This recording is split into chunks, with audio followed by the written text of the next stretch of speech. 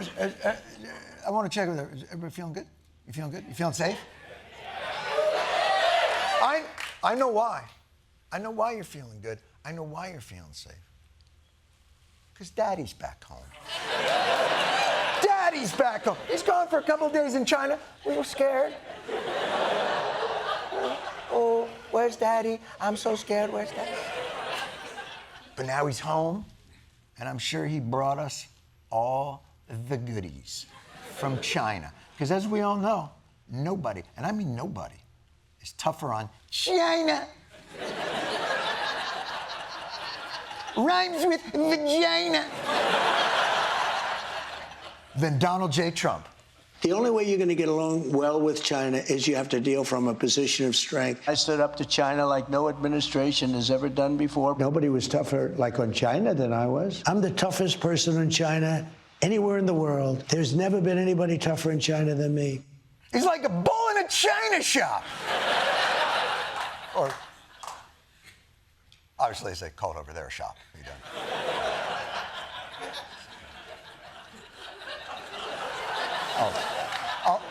I'll let myself out. That's not funny. But all right, let's see some of that famous toughness in action. Let him have it!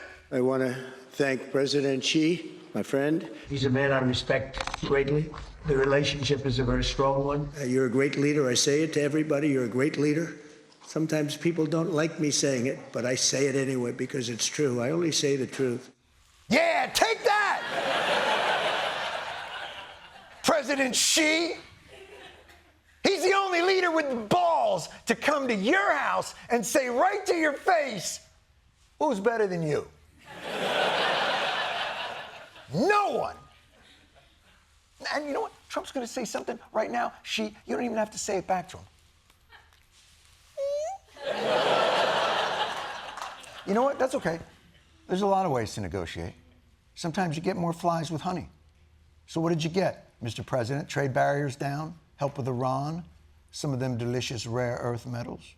What's the most significant, specific thing you walk away from here for the U.S.? I think the most important thing is relationship. It's all about relationship.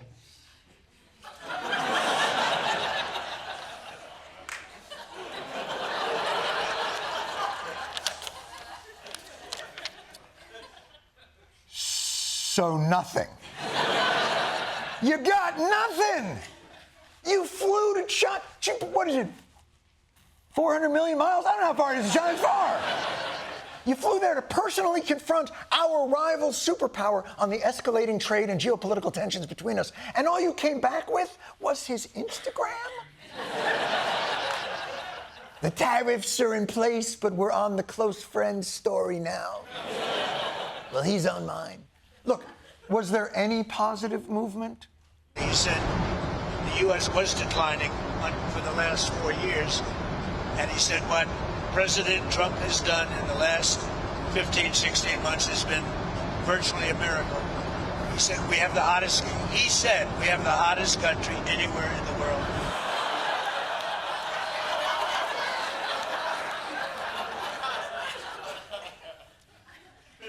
Yeah, that's what she said. No, I'm asking, is that what she said?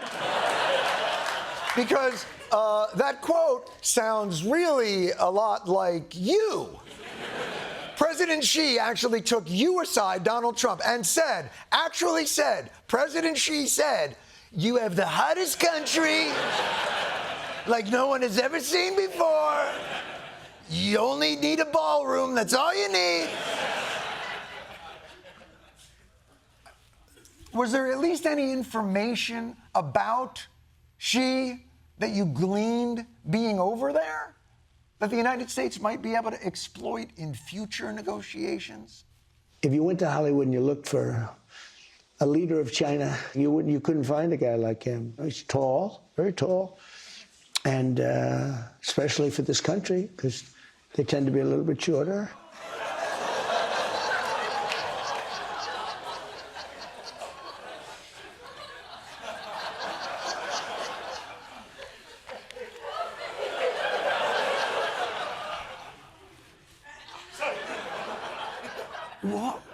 What the f*** is you talking about? You come back with like, hey, this guy, he's like, I mean, you're Chinese, you think, but this guy, Maybe I've got it wrong.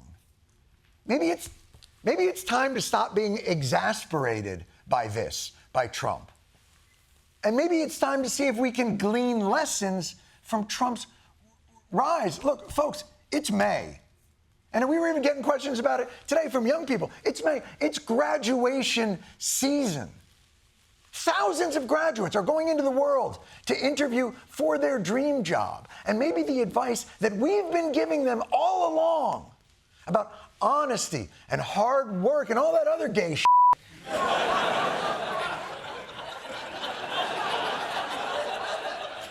is completely wrong.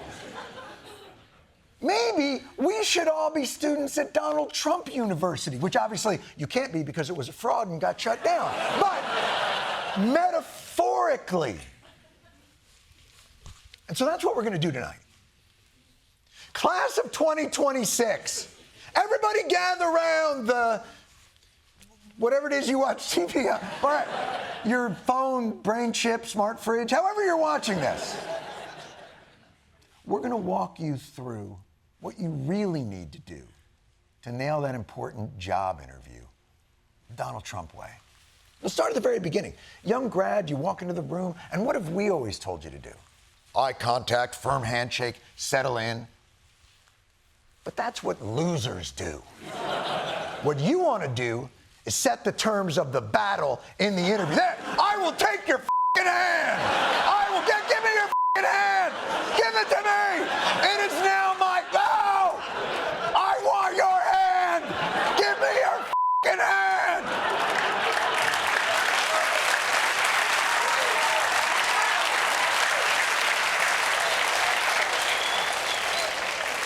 Your prospective employer must know you are the captain now.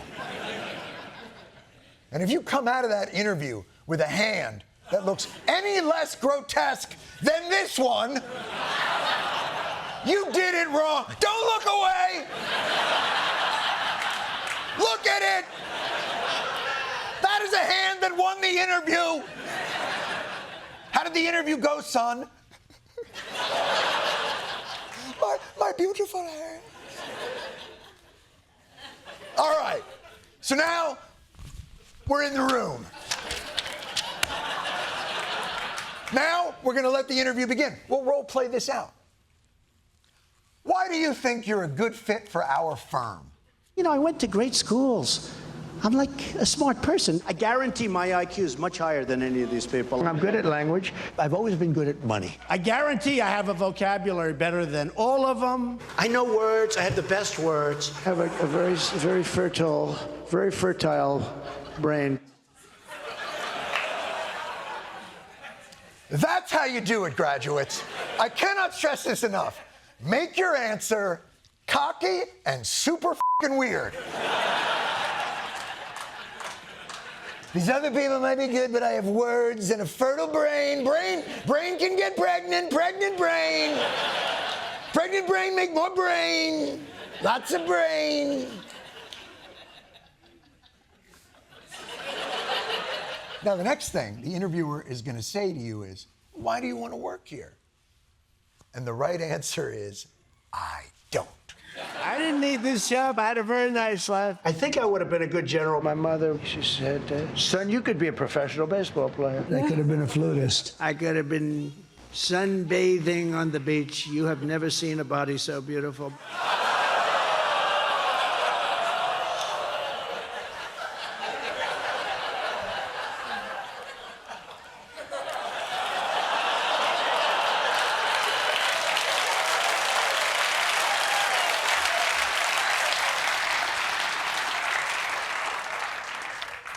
Yes, any firm would be lucky to grab such a talented athlete, flutist, nudist.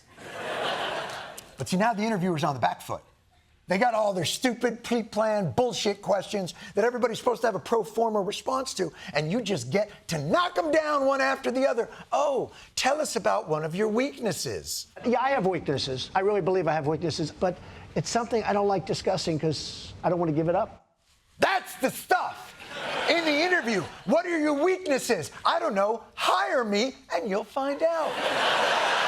I got a lot of them. I'm reckless. I make decisions on impulse. I do very little planning. I'm corrupt as a motherfucker.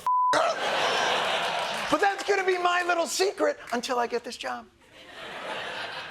Oh, here's one. Here's one of my weaknesses. I make all the women in the office incredibly uncomfortable.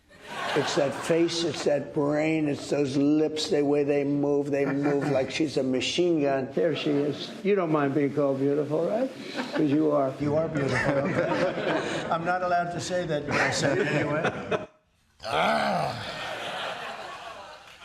That's not going to be a problem in the office, is it? Oh, and by the way, it's not enough for the job interviewer to ask about weaknesses. Oh, they also want to know, tell us about a time you struggled. Now, you've been taught, graduates, that they're expecting humility, to prostrate yourself on a life lesson you learned. But that's for losers. The Trump strategy is to remind the interviewer that they would kill to have the kind of obstacles you had. It has not been easy for me. And, you know, I started off in Brooklyn. My father gave me a small loan of $1 million. You poor bastard. He had to start off in Brooklyn, an outer borough, with only a small loan. I mean, if you look at the check, honestly, it's mostly zeros. Now, great. Now you've made it through the interviewer's psychological probing, meant to reveal your introspective and self-critical side, and you've given them nothing. Well done. But these bastards aren't done. They think a little playful hobby question might be the way to unlock a new grad's real self, who they really are. Something stupid like, oh, what's your favorite book? But you got this. The Bible is the best. One of the great books. Boom! Perfect. Now, those interview coaching firms or your school's career offices or your parents or responsible friends are going to probably advise you to have read whatever book you mention as your favorite. Winners don't have that kind of time. And what are the odds that they'll ask a follow-up anyway? I'm wondering what one or two of your most favored Bible verses are and why. I wouldn't want to get into it because to me that's very personal. You know, when I talk about the Bible, it's very personal, so I don't want to get into verses. I don't want to get into... There's no verses means a lot to you that you think about or cite? The Bible means a lot to me, but I don't want to get into specifics. Even to cite a verse that you like? No, I don't want to do that. Yes, people who love the Bible famously hate sharing their favorite parts. This morning, Donald Trump gave reporters a tour of his upcoming ballroom site that big companies are paying for. And no, they're not just paying for it to get political favors. It's to support his passion for dancing. But since everyone is so skeptical about it, Donald Trump made sure to defend it loud and clear.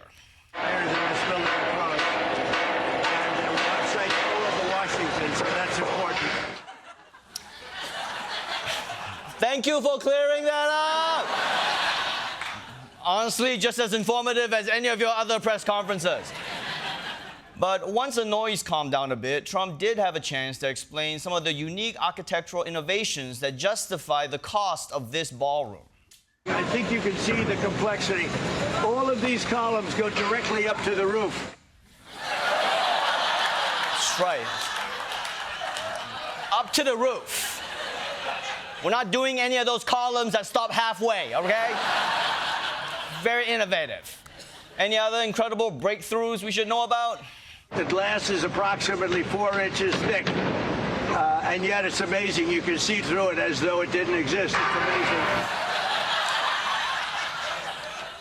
Wow, glass you can see through. Very cool. It sounds like you're just describing every building. Can you do something interesting with it? It's all knit together. The roof goes with the ground floor goes with the roof. The roof also goes down into the basement. Okay, wait, now it's too weird, okay? What do you mean the roof goes into the basement? What MC Extra shit is this? People inside will be like, am I dancing on the floor or the ceiling? Both. But whatever laws of physics this roof violates, having a giant ballroom built as a favor by your corporate friends, it's hard to think of how things could get more corrupt than that.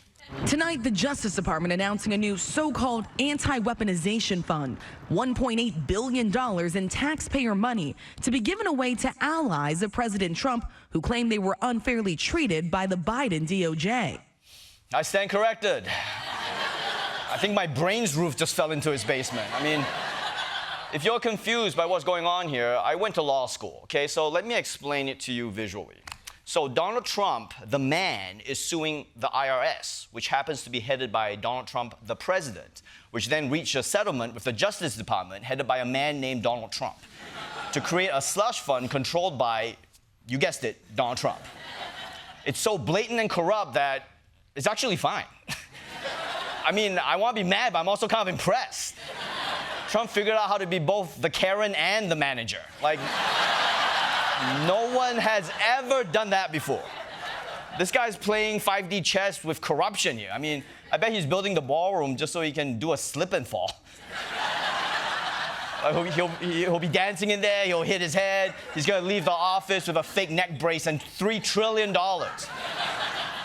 Now, the settlement says the money is gonna go to the victims of the Biden administration, which is pretty broad. I mean, hell, I'm a victim of the Biden administration. I mean, I still have PTSD from watching that guy die slowly on television. But who does Trump have in mind for this money? Among those who could see payouts, the 1,600 people charged in connection with the riot at the Capitol on January 6th. Okay. Hold on.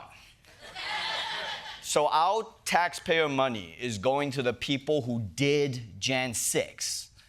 So effectively, the rest of us are being taxed for not doing Jan 6? Well, if I knew that, I would have gone there. Wait, I mean, I was there. I just remembered. Didn't you see me? I was the guy in the video doing this. The election. Anyway, Venmo me. But look, I don't want to be too cynical here. I'm sure Donald Trump doesn't get to hand the money out to whomever he wants. I'm sure there's someone else who's actually controlling the fund. The fund itself will be controlled by Acting Attorney General Todd Blanche, who, of course, was the president's personal lawyer. Okay, it's his personal lawyer, but that's still a professional relationship. I'm sure he's still objective. I love working for President Trump. It's the greatest honor of a lifetime. If he chooses to nominate somebody else and asks me to go do something else, I will say, thank you very much. I love you, sir. Okay, fine. He's his personal lawyer, and he's also in love with him. Whatever. At this point, it's pretty clear that Donald Trump's former personal lawyer is just there to deep-throat his corruption boner. But just don't say that to his face. I'm the acting attorney general, okay? The fact that I used to be President Trump's lawyer is just a fact. So don't say the president's former personal lawyer will do something. The acting attorney general will do something. Okay, geez. I'm sorry. What I meant to say is, if the honorable acting attorney general could please stop throating Trump's corruption bonus so hard that his corrupt balls tickle your acting attorney general chin, that would be great, my good sir. And I know people that think that Donald Trump didn't have a plan for the war. But guess what, and military generals? Turns out he did have a plan. It was just very stupid. New reporting reveals an early objective of the war with Iran involved a regime change strategy that would reinstate former Iranian President Mahmoud Ahmadinejad as the country's leader. Yes, that Mahmoud Ahmadinejad, the president of Iran from 2005 to 2013, the man who strongly supported Iran's nuclear program and more. So the plan to stop Iran from getting nuclear weapons was to install a leader who wanted to get nuclear weapons? I love it. No notes. And if you hate this plan, don't worry. that wasn't the part that didn't work. Ahmadinejad was injured on the war's first day by an Israeli strike at his home in Tehran that had been designed to free him from house arrest. So you're telling me that two entire countries thought the smartest way to free someone from house arrest was to blow up his house? Nobody suggested, I don't know, calling a locksmith, maybe sneaking him out in a laundry bin. What was the thinking here? You can't be under house arrest if you don't have a house. So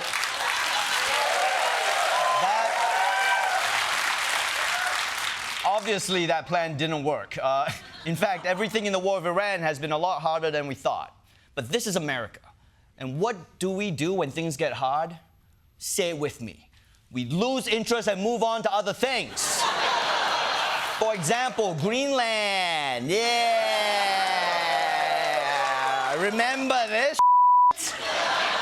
It was Trump's original takeover target, and now he's got a new strategy for doing it. Seduce them with kindness.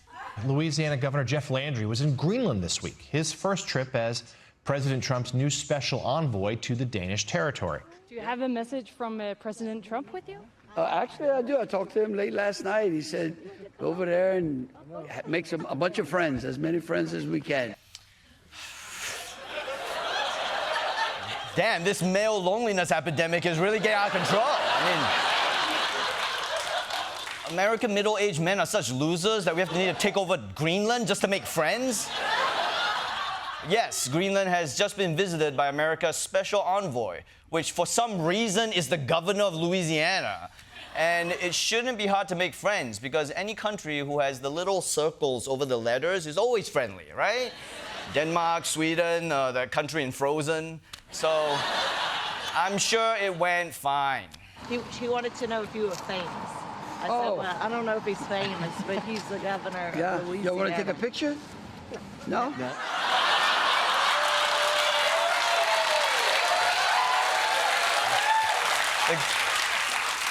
This Greenland kid is like, oh, sorry, you said you're the governor of which state? Nah, I'm good. Is Kathy Hochul around or someone else? Like, come on, kid, you're not impressed by Jeff Landry? This man is the governor of America's second most illiterate state. Does that mean anything to you? But sure, I get it. I mean, phones nowadays can only hold, like, what, 60,000 photos? You gotta make them count. I mean, Jeff, you're embarrassing us in front of our future colony. Step up your game, okay? Turn on that southern charm. Greenland news outlets reported that Landry was seen handing out chocolate cookies. You come to the governor's mansion, all the chocolate chip cookies you can eat. Stranger! Stranger danger! Stranger! Great idea for winning over the people of Greenland. Talk to them like the neighborhood pedophile. But yesterday, Trump gave the commencement speech at the Coast Guard Academy, and he had a different message for graduates. And that message was, Daddy like it. We also have the only cadet who earned a perfect score on every single fitness test. Wow, this guy must be something. I think we'll have to invite him up. I want to check it out. Thomas, get up here, please. I want to see. I want to check him out. Whoa. Look at this guy. Look at the muscles in this guy. Thank you very much. Just hit him in the shoulder. I hurt my hand. It's like hitting a rock. Well, we wanted Trump to stop harassing women, and I guess he found a loophole. I mean, seriously, is Trump a college sophomore? Because if you've been paying any attention recently, it looks like he's been discovering something about himself. You are a handsome devil. He's a good-looking guy. Now, if you rip off the jacket, you'll see the muscles are serious. Boy, oh boy, these are good-looking guys. Look at the arms on him. I'll give you a hug. You look so good. You're too good-looking to be a fighter. See, I consider all those guys back there with the big muscles, and it's not my thing, but I consider them really beautiful to me. He's so strong. Those muscles are... Yeah. Okay, I'm just gonna say it. The president needs to f a dude, all right? Like, Just go for it, Mr. President. I'm not even saying you're gay. It just seems like something you need to get out of your system, you know, like as a novelty thing. And this week we learned about the new $1.8 billion slush fund for Trump allies who have supposedly been targeted by the government. And now we're finding out who's lining up at that MAGA slot machine. Proud Boys leader Enrique Tarrio said he plans on applying for a payout. MyPillow CEO Mike Lindell says he also is planning to file a claim. Former Congressman George Santos and ex-Illinois Governor Rhod Blagojevich. Maybe Peter Navarro, maybe Steve Bannon. Adam Johnson, known better as the Lectern Guy, says he will submit his claim as soon as this week. Wow, that list is a real who's who of, oh yeah, that weirdo. All our favorite characters are back. It's like the final episode of Seinfeld, except this time the soup Nazi is just an actual Nazi. But the money is not going to just big-name losers. Some of it is going to losers you've never even heard of. Brandon Fellows was sentenced on felony and misdemeanor charges for entering the Capitol on January 6. Seen here in a red beard costume. So the number I've put in is $30 million. Yeah. $30 million for wearing a mop on your face to Jan 6? How did you arrive at that very reasonable number? According to ChatGPT and Grok, I'm in at least the 3 to 5% upper tier for how terrible and also how strong of a case I have. Oh, okay. Grok told you that. I see. It's the AI that's banned from coming within 500 feet of a school and is giving you legal advice. All right. Well, open and shut case for me. Anybody else have a claim from January 6th? Rachel Powell, a mom of 8 and a grandmother to 8, spent 3 years under house arrest. Okay, 3 years of house arrest with 8 kids and 8 grandkids. I don't care what you did. That's cruel and unusual punishment. I mean, look at her. Look at this sweet lady. Look at, she's like rolling some dough. Like, what was her crime? Did she bring unauthorized muffins into the Capitol? I want to hear her side. A lot of people don't agree with what happened on January 6th. But when you step back and you look at somebody like me, for example, my major felony had to be struck down by the Supreme Court. It's my crime that day of breaking a window. Technically, that's a misdemeanor charge. Yes. When I see this woman trying to break into the Capitol with a battering ram like an orc in the Lord of the Rings, I think that's someone who deserves a payout. She was just in the wrong place at the wrong time, with the wrong battering ram, breaking the wrong window. It could happen to any of us. And I like how she's trying to pretend the window she broke was just some random window. Like, you're removing some pretty important context, ma'am.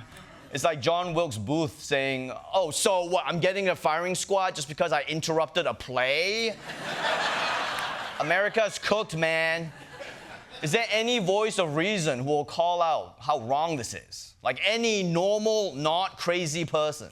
One person, though, who says he won't file a claim is Jacob Chansley, the so-called QAnon shaman. He called the fund, quote, blood money.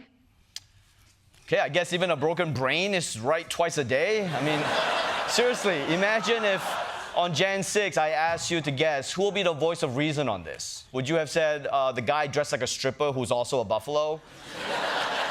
But I guess this is a lesson to the rest of us that we shouldn't judge a book by its cover. Maybe the QAnon shaman isn't as delusional as we thought. Jacob Chansley, a.k.a. the QAnon shaman, told CNN that he isn't going to participate in the fund because he's still suing the government for $40 trillion. No!